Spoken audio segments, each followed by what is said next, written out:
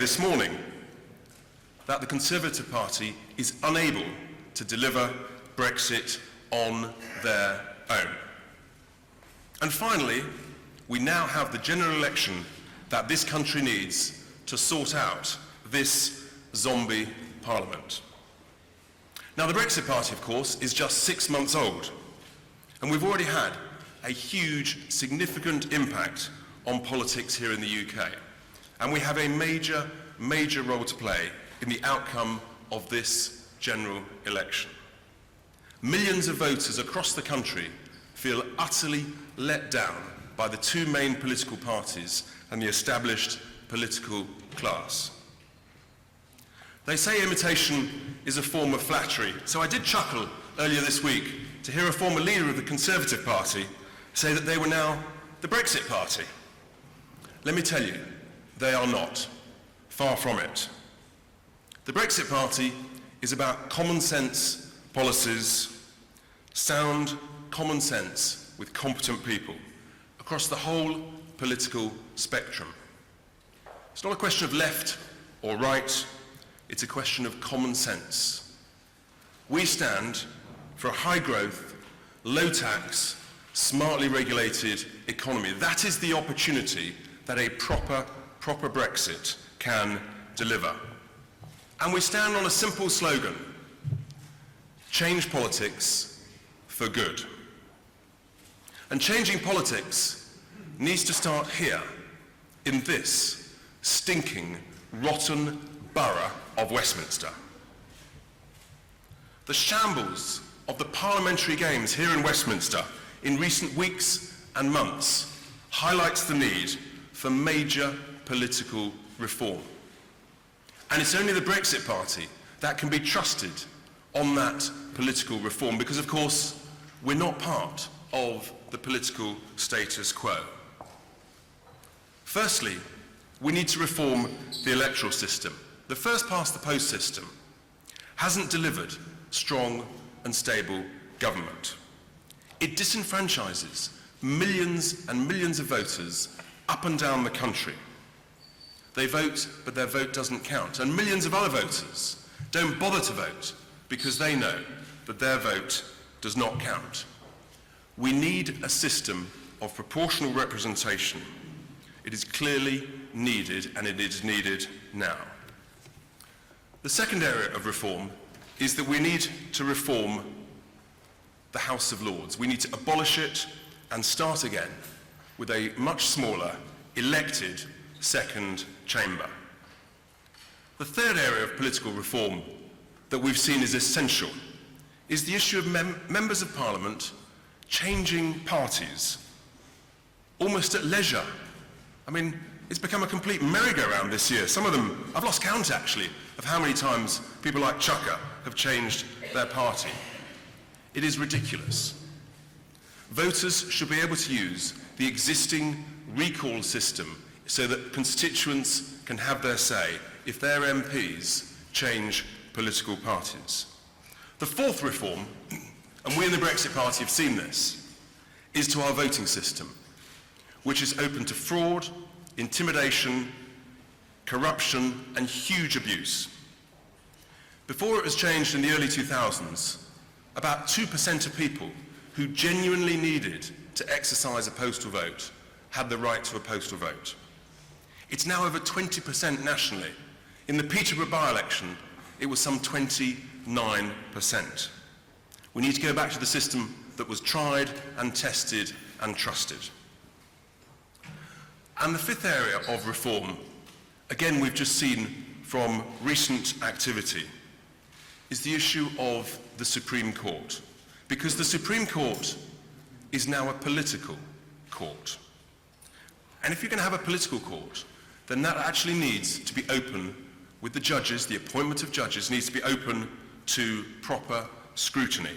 It begs the question, do we now need a written constitution if we're going to have a political court of judges? These are big, vitally important issues, some of which need to be determined and discussed and debated across the whole country by the people in referendums. Now, the Brexit Party we believe that there is a huge range of areas that requires significant, massive investment for our country. Now, we announced back in June that we can raise £200 billion by three simple measures. Firstly, if we scrap HS2, we save 100 billion quid. And we were delighted to hear that the Conservative Party have started to copy our policy by announcing a review of HS2, which may lead to scrapping it.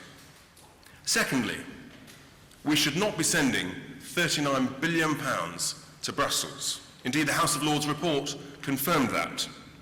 In addition to that 39 billion, Brexit Party MEPs discovered that actually our own civil servants in Brussels, they left another £7 billion of our taxpayers' money on the table over there in Brussels because they didn't understand how to get it back from the European Investment Bank. Utter incompetence. Thirdly, we need to redirect 50% of the bloated, wasteful foreign aid budget back in to UK public services that need them so much.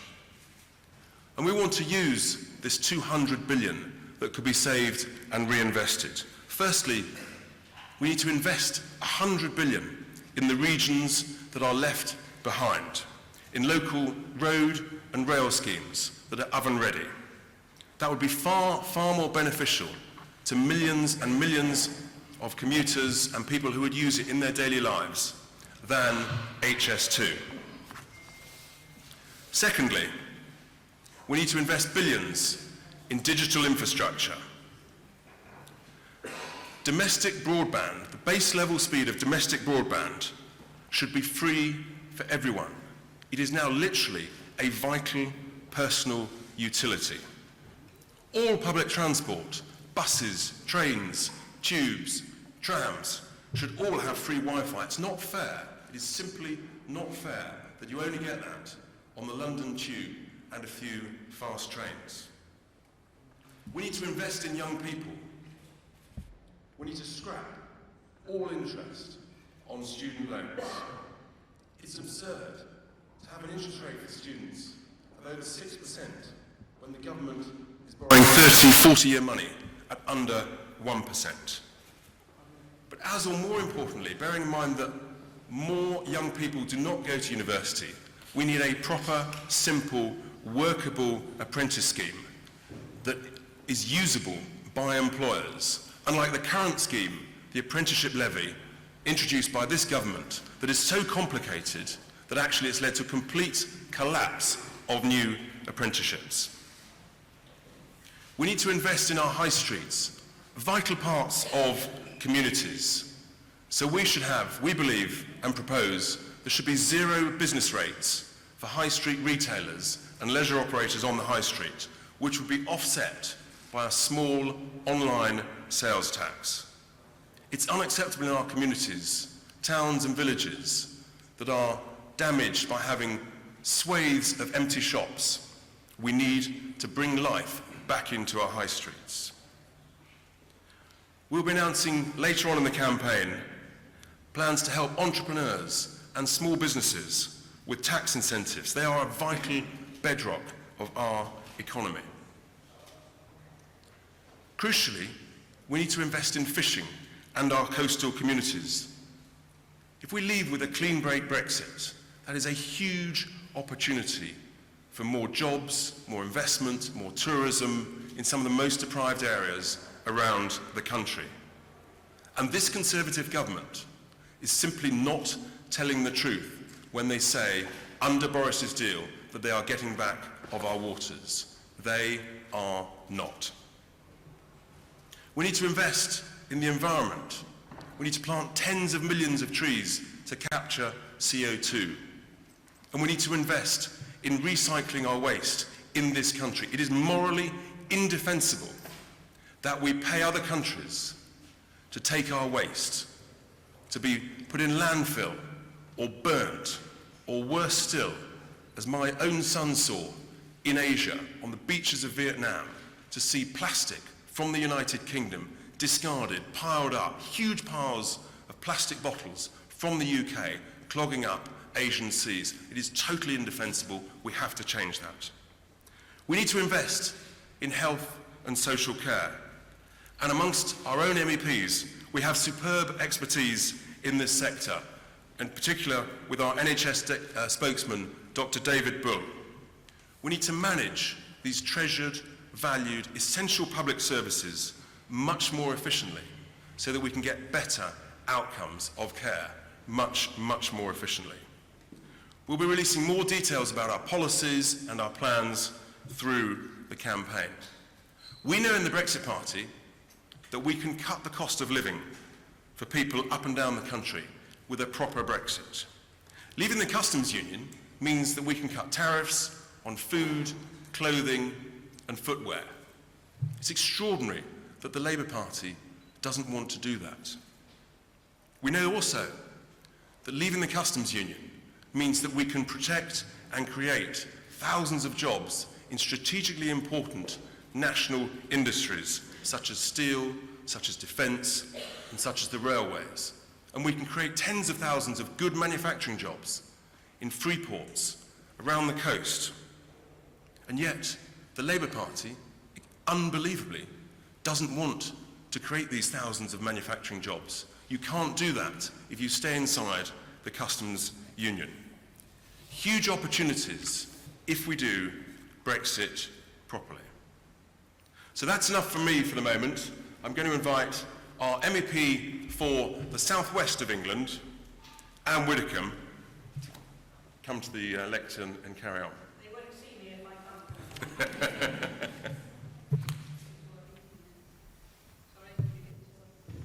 We have the microphone working. There we go. Thank you. Thank you very much, Richard. I just want to say briefly why I have joined the Brexit Party beyond the issue of Brexit itself. And I knew when that moment came, when my movement from the Conservative Party, which I'd been in for 55 years, became quite inevitable. Because it isn't just that Parliament has been a circus for the last 3 years, it has also been profoundly dishonest. Now, when I was a parliamentarian, the one rule that was unbreakable was that you did not lie to the House of Commons. If you made an honest error, you had to correct it, you had to put it on the record in the library. Honest error was one thing. We also know that politicians quite regularly are, as the expression goes, economical with the truth. But those things are completely different from an outright lie. And my moment of disillusionment came when Theresa May assured the House of Commons and the nation that her deal would not involve being trapped in the customs union forever, and she went further. She published legal advice from her Attorney General, which appeared to uphold that interpretation. Then, of course, as we all know, Parliament forced the publication of the full advice, and the opposite was true. The Attorney General had said, in black and white, that it could indeed trap us in the customs union forever. And that was the moment. That was the moment. It wasn't the circus. It wasn't the disorder. It wasn't the chaos. But that was the moment when I knew that something had to be done to regain parliamentary standards. And it's gone on. How often did Boris assure us, and the House of Commons, that he was going to make sure that we left the European Union on the 31st of October? He knew he didn't have a majority.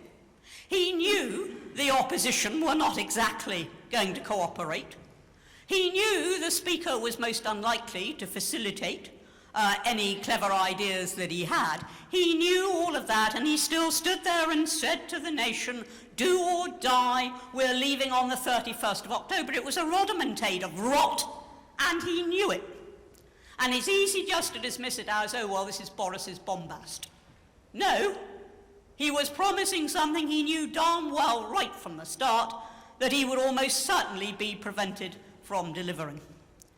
Meanwhile, within Parliament, we have seen the Labour Party put party before country, maximise the discomfort of the government at every turn, regardless of whether or not that was good, in this case, for the future of the country.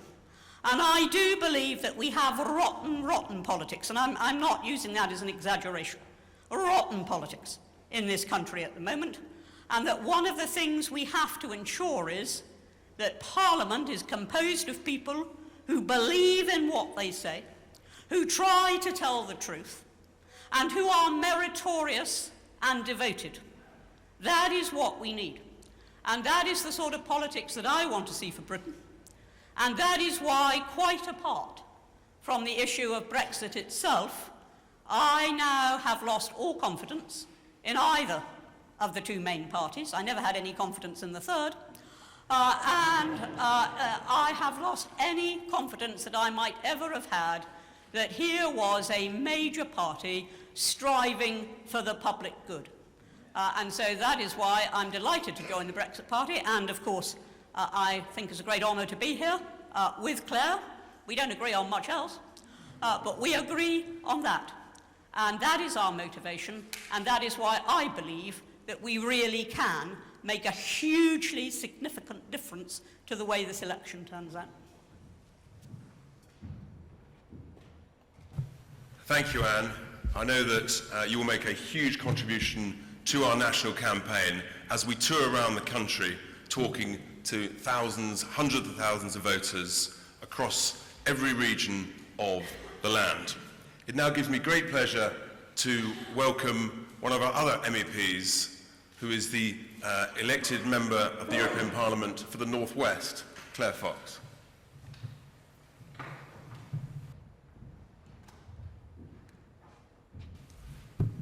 Thank you both, Richard and Anne. I'm actually really excited by this election because voters now can take centre stage again, and it's about time.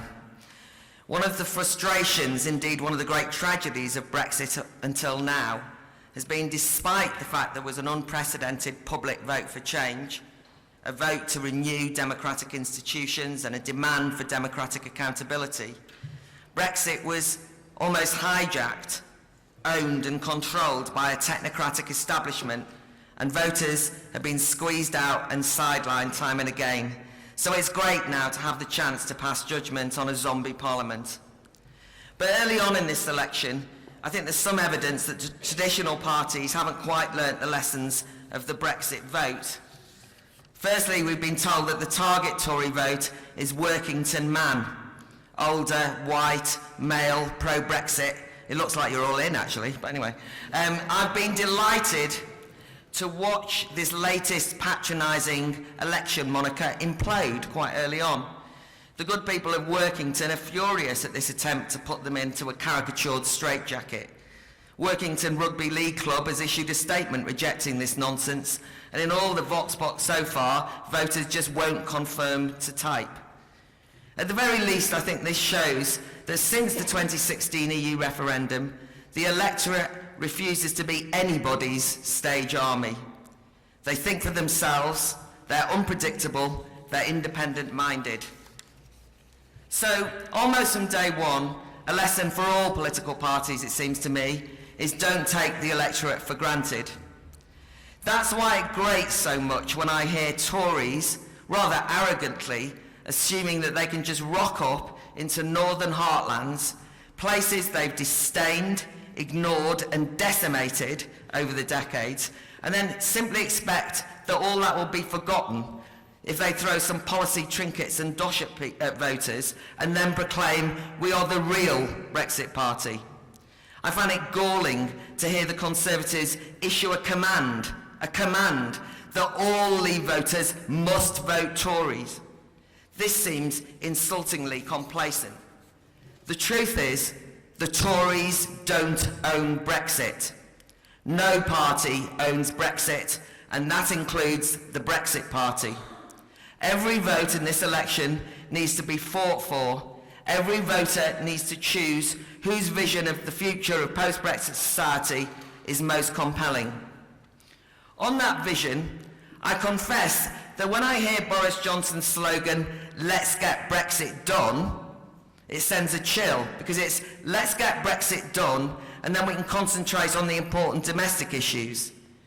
My heart sinks because it suggests the Tories, like so many politicians, see Brexit as an inconvenient hurdle before going back to politics as usual.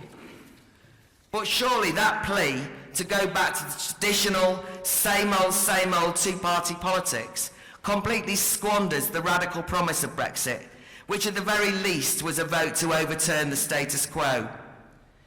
In my campaign to become an MEP, I was struck in the Northwest by the resonance for the strapline, "Change politics for good." Up and down the Northwest, I heard people proclaim that after 3.5 years of broken promises and watching the great lengths to which the Remainer elite had gone to upend their democratic principles in order to preserve their grip on power, people kept saying Brexit has to be more than just technically leaving the EU. So reverting to the status quo and a political business as usual is just not good enough.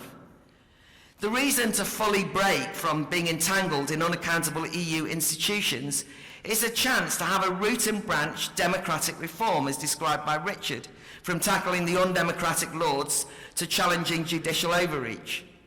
Politics as usual just doesn't cut it as an inspiring vision for the transformation of British politics, as promised by Brexit.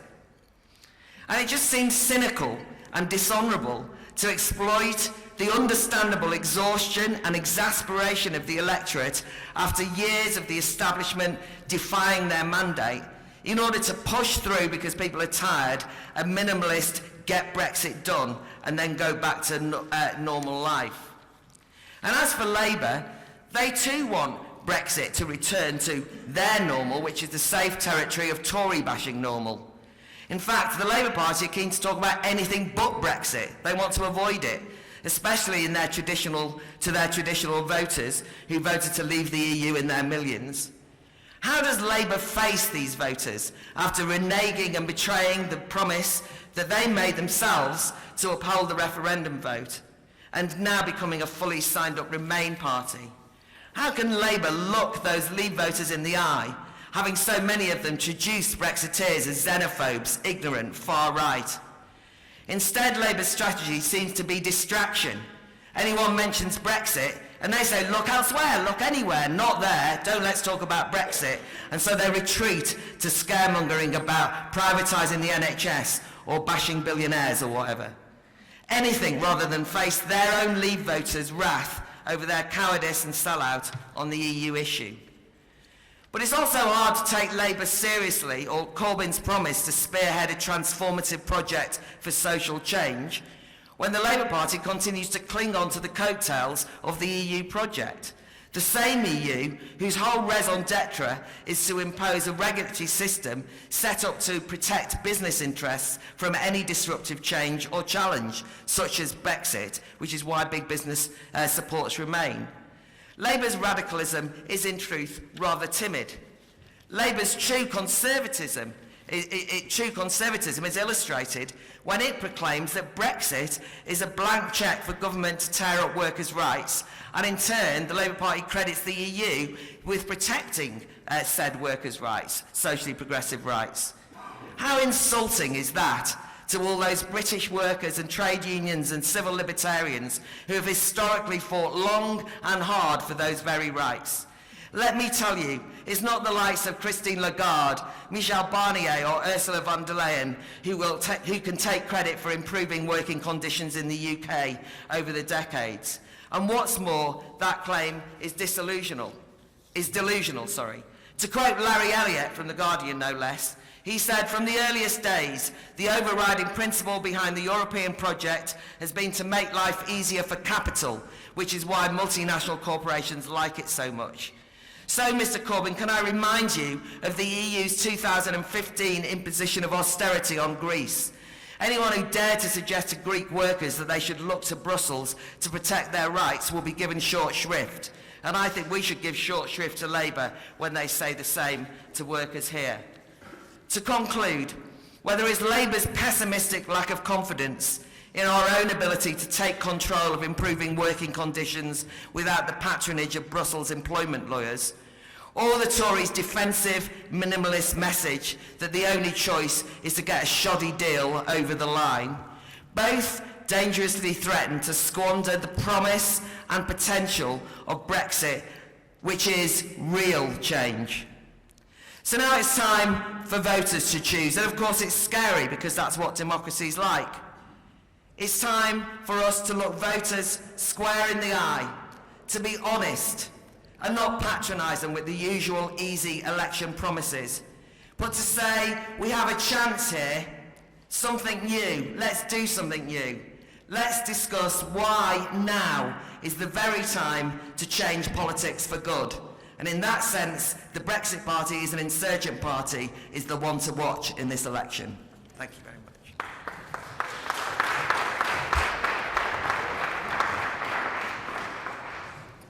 Thank you very much for that, Claire. It's extraordinary. What the Brexit Party has done since we launched is we've turned the anger of millions of voters into hope. Hope that actually there is the possibility of real change.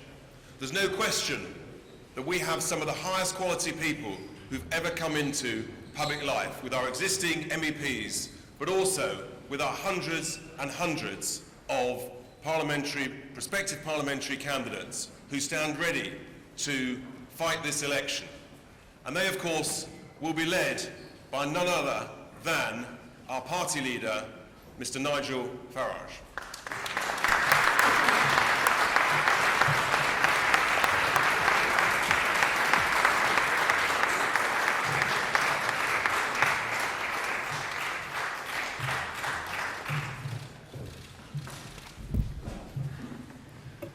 Thank you and good morning everybody. It is November the 1st and yes, we are still members of the European Union. Yet more broken promises and indeed a breakdown of trust and faith, not just in politics but actually in our entire democratic system in this country. And that is why I came out of political retirement to found the Brexit Party, because I thought something had gone wrong and we'd even lost sight of what the Brexit vote was about. It was about us becoming an independent, self-governing nation. That's what people voted for, 17.4 million of them. And the sheer level of broken promises is astonishing. I mean, the Labour Party absolutely promised everybody during the campaign, after the campaign, and even in their general election manifesto, that they would honour the result of the referendum and implement it. And yet, where are we now with Corbyn's Labour Party? Well, they're now promising us that if they win the election, they will go to Brussels and negotiate a new deal. They will put it to us in a second referendum, and it sounds like many of them will actually campaign against the deal their own government has negotiated. But they are offering us a choice of remain or effectively remain. And for 5 million Labour voters who turned out in that referendum back in June 16 and voted to leave, this represents nothing less than a complete and utter betrayal. It is a Labour Party that represents Islington, not Isloyne, Hampstead, not Huddersfield, and Dalston, not Doncaster. And I have to say, the idea that these old Labour voters, Workington man, I think they're now described as, are suddenly going to vote for Boris Johnson and Boris's Conservative Party, I think is nonsense. I think we showed in those few weeks of the European elections what our potential appeal to Labour League voters was, because our highest scoring region was the North East, and followed by, in fact, the results that took place in South Wales. So I think that the Brexit Party poses a very major problem to Labour, particularly in Wales, the Midlands, and certainly many parts of the north of England. And there are now so many Labour League seats represented by Remain members of Parliament, there be no doubt in terms of winning seats, we view those constituencies around the country as being absolutely among our top targets. And perhaps to prove that point, in the course of the next week, I will be in the East Midlands, I will be up in the North East, I will be in South Wales, I will be in East London, and yes, next Wednesday I'll be in Workington as well. Something I think that was completely misunderstood the last time I did this, which was in 2015, when I led UKIP into that general election. Everyone seemed to think, media commentators, newspaper editors, that somehow, because UKIP were fielding hundreds of candidates, we would have a very negative effect on the Conservative Party. And the absolute truth of it, something that is now acknowledged by some, is that it was in fact the UKIP vote that disproportionately hurt the Labour Party in those 2015 general election. And actually, there wouldn't have been a Conservative majority if it hadn't been for the effect of the UKIP vote. So this continued lazy thinking that somehow Brexit voters are all Conservatives is nonsense. This issue is so fundamental, it crosses all normal political divides. And I am pleased that Jeremy Corbyn will no longer be able to say in this campaign that if we get Brexit, we leave the customs union and attempt to enter into a free trade deal with the United States of America, that somehow that means that our NHS is for sale. I was talking to an American friend of mine on the radio last night who indicated that is well and truly off the table. And what of Boris Johnson's Conservatives? Well, look, I'd be the first to accept that he did inherit a very difficult position.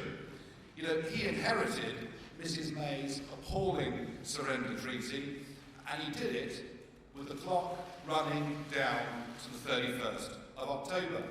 And I don't doubt for a moment that he tried his best to improve it, and perhaps the one significant achievement was that Great Britain is not committed to being in the customs union, but the price of that was appalling. The price of that was Northern Ireland being hived off, which I think for him personally represented a really pretty dreadful breach of the promises that he made at the DUP conference the year before. But it doesn't end there, of course, because now, if this treaty passes, I very much hope it doesn't, it will lead to massive pressure in Scotland for the SNP to campaign for the same thing. Boris tells us it's a great new deal. It is not. It is a bad old treaty, and simply, it is not Brexit. What we are doing here is kicking the can down the road for at least a further 3 years, entering into another round of agonising negotiations. And Monsieur Barnier, who, by the way, is rather more brilliant at negotiating than our side appears to have been in the last 3 years, Monsieur Barnier has set down the terms already. We are committing in an international treaty that Boris Johnson wants Parliament to vote for and for us to ratify.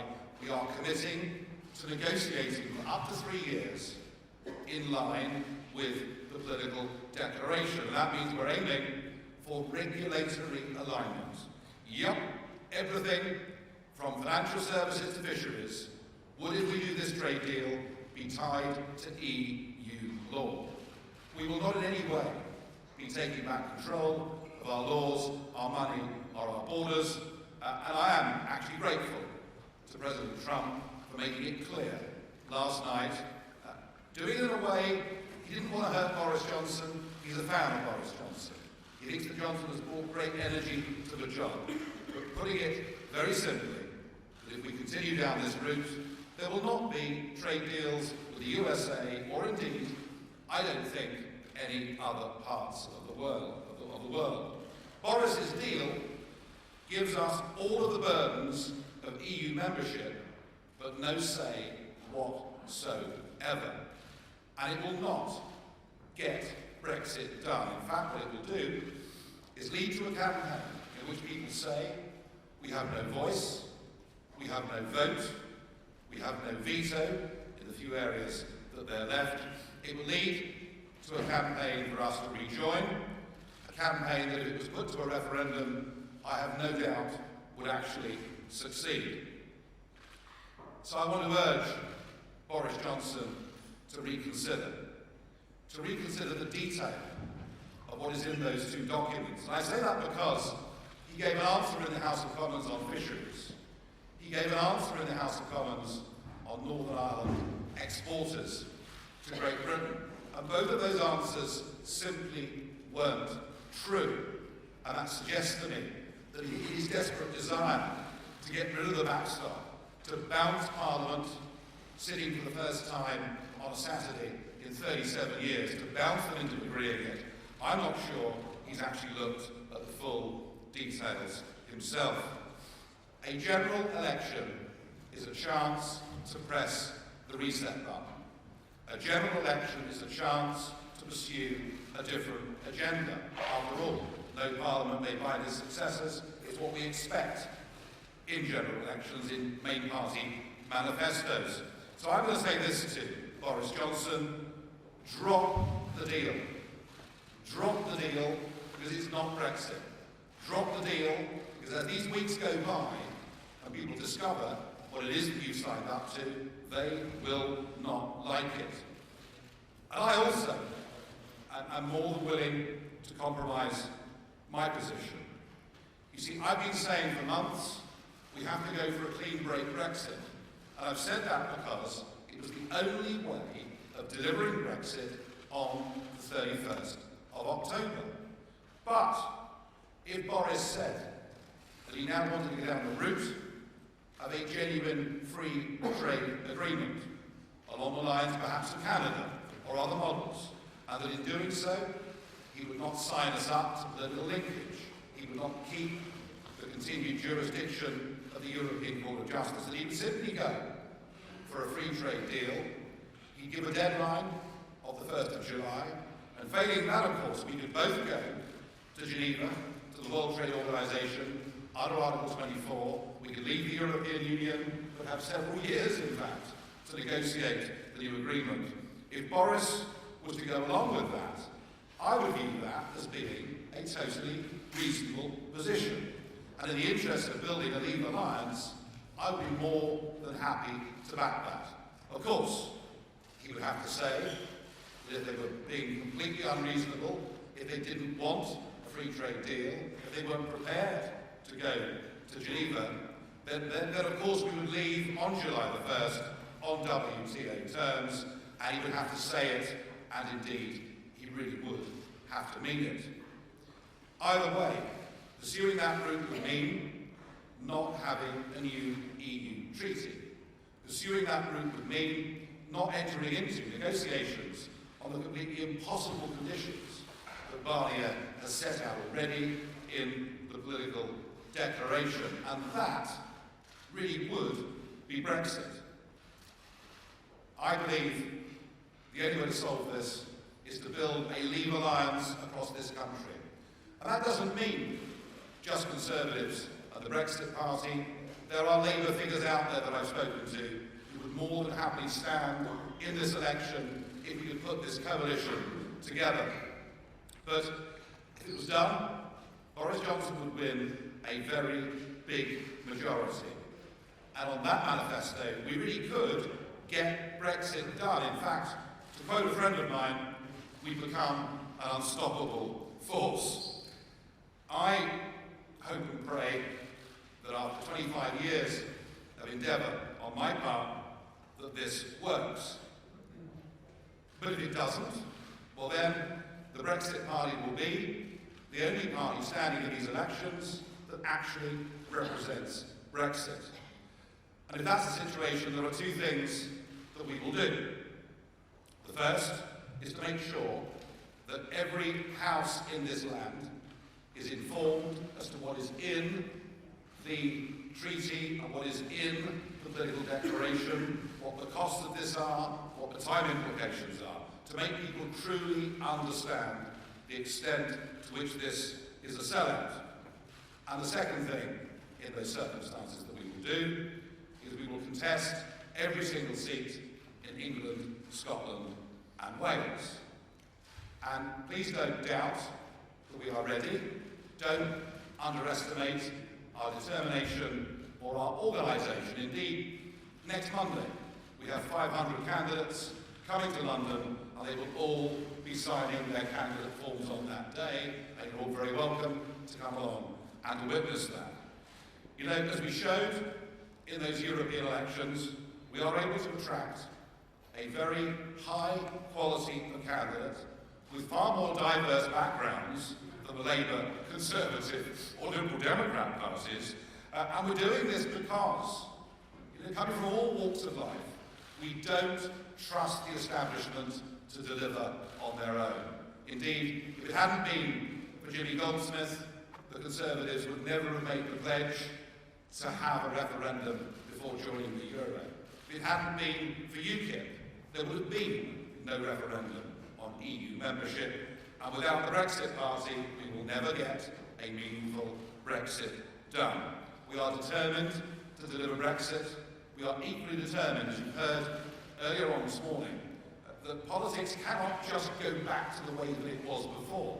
This country is crying out for genuine political reform, and we will campaign on that during this general election too, because we really do want to change politics for good. And I know inevitably you will ask me about funding. Well, I can tell you we have enough money right now for a fully funded election campaign. Another look of the way money is coming in on our website. We will have more than enough to fight this campaign and to fight it well. Now, of course, I'm open and flexible to local exceptions. And already we are in communication with a number of MPs who are prepared to renounce the withdrawal agreement, to renounce the deal, and they themselves to stand on a ticket of a genuine free trade agreement or leave on WTO terms. And of course, in those cases where MPs say this, we will view them as our friends and not as our enemies. And more interestingly, already we're being approached to put together informal arrangements on the ground, constituencies in which they may have a better chance of winning and we won't bother to campaign, but equally constituencies in which we have got a better chance of winning and they won't campaign, and that is already beginning to come together. But that is not the real deal. The real deal is a Leave alliance that wins a big majority in Parliament. The real deal is a Leave alliance that delivers a genuine Brexit. I hope that common sense prevails over the course of the next 2 weeks. We are prepared, all of us in the Brexit Party, to put country before party, and we put that appeal out to Boris Johnson and others in the Conservative Party. Now is the right time to do this, but if they choose not to, we will stand up and do this on our own. 17.4 million people voted Brexit, and they deserve to get it. Thank you.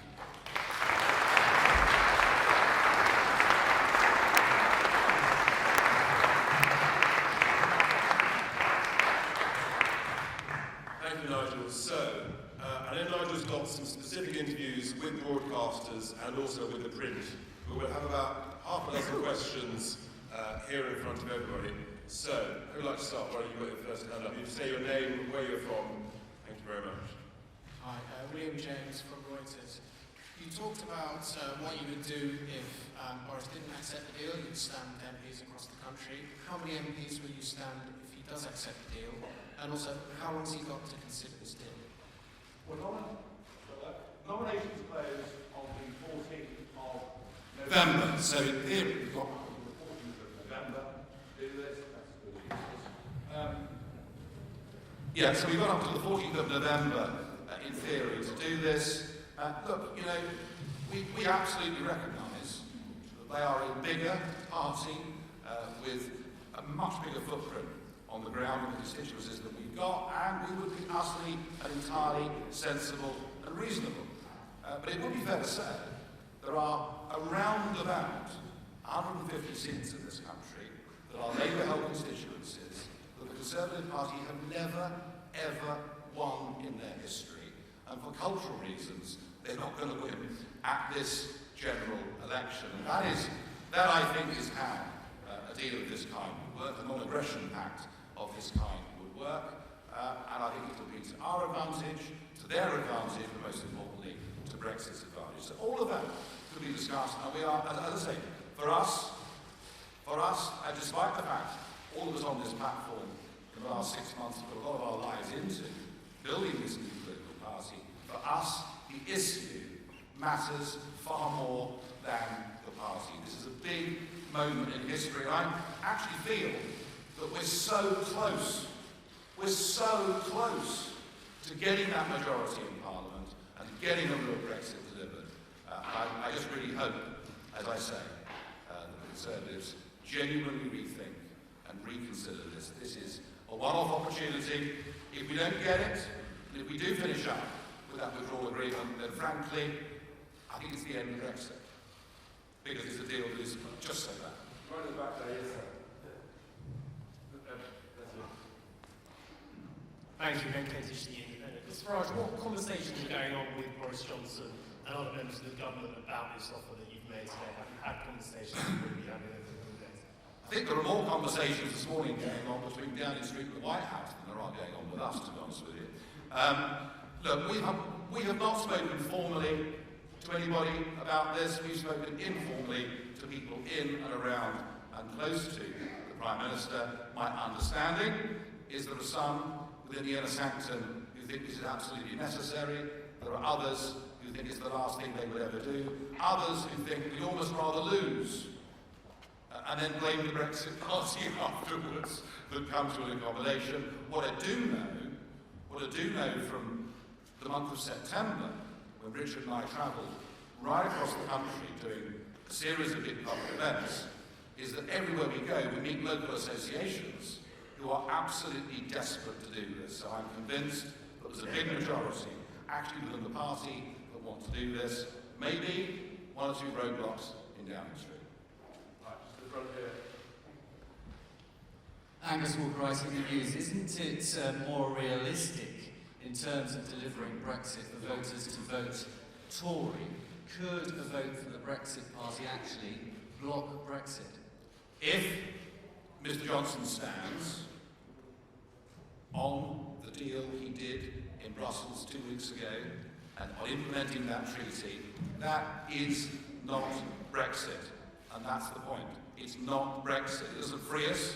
It just kicks the can a few years further down the road. It's not Brexit. So in those circumstances, we would be the only Brexit choice. And here's Boris Johnson's problem. You know, with the sheer level of Brexit exhaustion, he comes back from Brussels and cries victory. And everyone's, oh, thank goodness for that. We've got a breakthrough, isn't it wonderful? And then it's put to Parliament, or supposed to be put to Parliament, Sir Oliver Letwin rather changed that, but put to Parliament before anyone's got time to even read it or to understand what is in it. And Boris Johnson's big problem is this. If he thinks he can survive 6 weeks on the basis of what's in those documents, without the country waking up, or without Brexiteers being appalled by it, he's got another thing coming. So I think there is, as I say, a couple of weeks in which he can press the reset button on this, and I very much hope that he does. Well, look, I don't know what the likelihood is, and it doesn't have to be a pact, it can be a non-aggression pact. There are lots of different ways this can be done, but the idea of building a legal alliance is one that I genuinely believe in. Hi, John Johnson, Politics Home. Are you planning to stand as a candidate, and if so, in what seat? Going to announce all of that in the next few days, but right now, to say what I'm doing or Richard's doing will be a massive distraction. You know, this is our big chance today to set the stage, to say we're very, very prepared to compromise, to work with other people, to build this alliance, but equally we're ready to fight across the country. I will answer that question in 2 or 3 days' time. I think Mr Farage, all that more of Town for News. This is an offer which Boris Johnson is never going to be able to accept. Isn't this just a waste of 2 weeks? Well, it's not a waste of my 2 weeks. As I said to you, we'll be signing up 500 candidates on Monday. Come along and film it. By all means, you're very, very welcome. And they will be going out into the field and campaigning. In fact, many of them are out in the field and campaigning already. You know, I'm saying that we're going forward, we're ready, we're funded, we've got the people, we will fight this election on the basis of Brexit, political reform and a whole other range of innovative policy issues. But we are prepared to put country before party, and in the end it'll be up to them. And I would have thought that with a strong, active Brexit party and a clear message on what we stand for, as opposed to a treaty and years more negotiations, that there comes a point within the next couple of weeks when they will say to themselves, even though we don't want to do this, even though the Conservative Party historically never does these things, actually we've got no choice. Whether they do it out of high principle, whether they do it because they just want to win the election, I don't really care. I don't mind how it happens, I just care that it does. Hi, Nigel. Tommy from the Sun. Just to make clear your terms, it would appear you're asking Boris Johnson to stand aside, not field Tory candidates in 150 seats to give you a clear run, and in exchange, you won't field candidates in every other Tory seat. Is that correct? And secondly, if he doesn't accept your terms, what is your realistic hope going head-to-head against him everywhere? How many MPs you can get? 5, 10, 50? On the first one, Tom, look, it's a negotiation, but I've laid out what the upper end of expectations would be. All right, the very upper end. We are reasonable, sensible people. We want to get this done.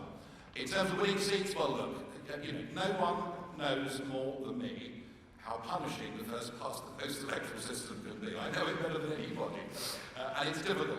The difference, Tom, this time is there are now many more seats that are 3 or 4 way marginals, where a score of 30, 31% can win seats. So I'm not going to make any silly, wild predictions, but it's going to be much easier to win seats in constituencies in this election than it's been in modern history. We'll time for about 3 more. Kate. Hi, it's Kate Proctor from The Guardian. Nigel, is the stumbling block to you forming this Leave Alliance specifically the fault of Dominic Cummings? I don't know is the honest truth. I'm sure he's a very charming chap and easy to work with, but I don't know. All I can say to them is this: if they really think they're going to win this election with their working to man proposal, they really want to get outside of the office and of London a little bit more, because they really are whistling in the wind. They need to rethink this. I find it very interesting that on the tour that Richard and I did, we did a day in Doncaster, a big event in the racecourse in the evening, and it was an area which in the European elections we topped the poll in pretty much every single constituency, or at least council area as they were counted. And 5 days later, who was in Doncaster? Boris Johnson. I think he perhaps should be spending more time in seats where they're vulnerable to the Liberal Democrats, rather than wasting his time going after the old Labour League vote. As I say, I don't know fully what their thinking is, but I do know, because I have had reach out from some who visit that building regularly, so there is a conversation going on. Thank you, Andy Bell, 5 News. Mr Farage, it might not be the purest form of Brexit that you would like, but there are millions of people out there who voted for Brexit in 2016 who think they're about to get it with Boris Johnson's agreement. Aren't they entitled to say you're the one who's now going to mess this up by potentially allowing Jeremy Corbyn to Downing Street and there'll be another EU referendum, and that will be the end of Brexit? Well, quite often people buy used cars and the bonnet looks quite shiny and it all looks very attractive, but it breaks down rather quickly and is a disappointment in every regard, and that's exactly what Boris is trying to do. He's trying to sell a second-hand motor where he's polished up the bonnet, but actually underneath nothing has changed. This is Mrs May's appalling surrender treaty. That is what it is. And I would say this to you: do people want resolution on this? Of course they do. I understand that completely. But this is not Brexit. If he decides he can go on selling this as Brexit, very good luck to it. Because I think by the time December the 12th comes along, the country will understand what's in it, will understand that it's not Brexit. We will make sure of that. You keep saying that you are the only party fighting for a real Brexit, but there is more than a reality that you would split the Brexit vote. So do you accept that there is at least a risk that you could be the last hope of Remainers and those campaigning for a people's vote? At least a risk. Well, I think you're right, John. I think the risk of the vote being split is very real. Very real. We saw it in Peterborough. We were the lead challenger to the incumbent Labour Party, and because there was a Conservative candidate, the Labour Party won by 600 votes. It's a seat the Brexit Party would have won if the Conservatives had not split our vote. And equally, in Brecon and Radnor, which in the end became a very close head-to-head between the Liberal Democrats and the Conservatives. The Liberal Democrats won by a relatively small margin, and the Brexit Party vote, although a weak seat for us, was in double digits. There's a classic case there of two parliamentary by-elections that we've seen since the European elections, but both could have gone to Leavers and both went to Remainers. So I would say this actually cuts both ways, and that's why the logic of doing a deal, and I've explained, in answering Tom's question, that we are not asking for a vast number of seats compared to what they would need. This actually works. The mathematics works. This isn't just me. I mean, Professor John Curtis himself has looked at this and said the mathematics of this works. Deal you do accept. Without a deal, you could be risking Brexit. No, this deal isn't Brexit. That's the point. Right at the back. Nigel just very quickly, is there a danger that Boris Johnson was to say something to you before November the 14th when nominations close, you're able to do a deal on your clean break Brexit platform, and then the manifesto, the Conservative manifesto, looks markedly different from what he promises you? Well, he is good at changing his mind, I'll grant you that, because he's talked about Mrs May's awful surrender treaty as being vassalage, and then on the third occasion voted for it. So he does chop and change a little bit. Look, I think it's actually very simple. There is 2 weeks to put together a Leave alliance, and it needs to be done. Last question, just here in the middle. David with CNBC. Do you think the Conservative Party is looking at the polls, and if they are, they're thinking we don't need this offer? But if they want to think that, that's absolutely fine. If they want to think that's absolutely fine. If they think that suddenly, after years of letting people down and breaking virtually every manifesto promise they've made, an election after election, that they can stand up as the Conservative Party and all the Leave voters of the country will say, hooray! We are all going to back Boris Johnson. They don't understand the makeup of Brexit voters in this country. No one party owns the Brexit vote. That even includes the Brexit Party. This is something that crosses all traditional loyalties and divides, and it's why the only way to get Brexit done is to form a Leave alliance and to win this election with a big, stonking majority. Thank you very much, everybody. That concludes